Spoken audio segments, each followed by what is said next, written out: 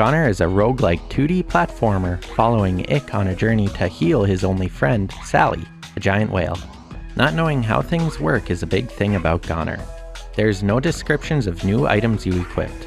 You may figure out how they work by accident, pressing all the combinations, or have mad problem-solving skills. It's not too bad to figure everything out yourself, but you might do a couple of soft runs just to understand some abilities, which is never as fun as actually going into the game and trying to win. You are meant to die in GoNNER. You pick up weapons, backpacks that give you abilities, and heads which give you more of a passive skill.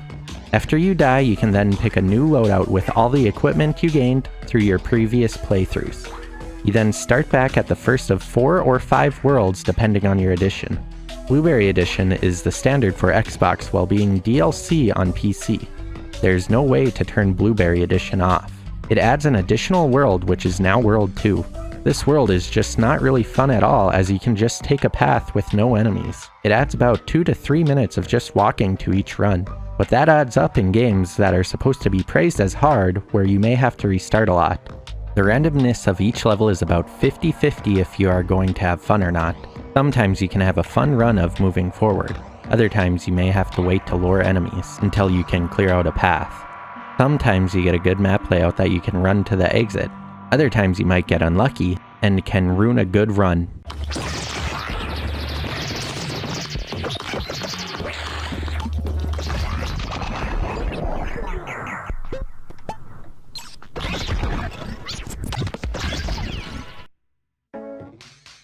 I never get tired of looking at this game. For the levels you will keep repeating, it still looks great. The soundtrack is fun and gets you pumped up. Even if you listen to it repeatedly, it still sounds good. This part of the review is a bit personal, and may be different depending on your skill level at these types of games. GoNNER is praised as hard and gets a mix of great and okay reviews. Putting an hour into the game and finding Easter eggs early can make this a very easy game, especially with how some weapons are balanced.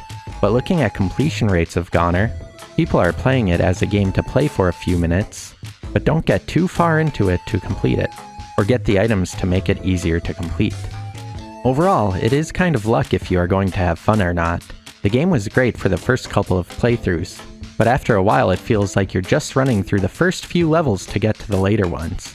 Heck, after the first world, the next worlds open up, so it is easier just to race to the exit instead of fighting all the enemies. I found a good amount of Easter eggs decently early, so the game got easier quick. So GoNNER can give different people different amounts of fun, depending if you play it the way the developer Art and Heart hope you play, or different, adding hours into your game time. With the addition of a slow world too, it just didn't feel worth the wait.